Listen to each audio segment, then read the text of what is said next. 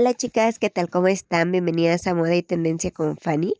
Bueno, pues el día de hoy les traigo una recopilación de ideas de atuendo con tenis, espero que les gusten, ya que son atuendos súper cómodos y podemos utilizar durante todo el día, chicas, o todos los días. Así que pues bueno, si te gustan las ideas con tenis, pero no sabes cómo combinar tus atuendos, tus prendas y así, no parecer siempre igual, pues te invitamos a que te quedes a ver el video ya que de esta manera vas a poderte inspirar y así poder recrear muchas de estas ideas de outfits que les hemos compartido el día de hoy. Y como se pueden dar cuenta, hay atuendos un poco más maduros, otros más juveniles, pero lo más importante es que todas las ideas son con tenis y podemos ver que los tenis en color blanco o colores claritos son perfectos para poderlos combinar con cualquier otro tipo de color. Y pues bueno, chicas, si les gusta el contenido de moda, de tendencia, buscas ideas bonitas para poder vestir este 2026,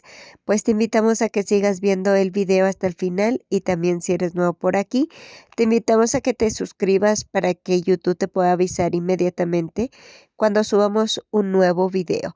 Y pues bueno, chicas, déjenme saber en los comentarios, por supuesto, qué les parecieron estas ideas.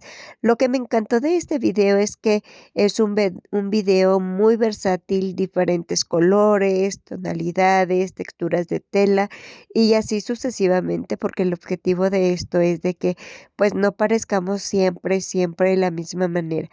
Y los tenis, como se pueden dar cuenta con los pantalones de vestir, la verdad es que se ven súper bonitos.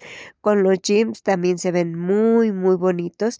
Y pues todas, yo creo que todas en nuestro guardarropa tenemos unos tenis blancos, unos pantalones de vestir y unos jeans para poder realizar este tipo de atuendos. Y pues bueno, chicas, de mi parte sería todo.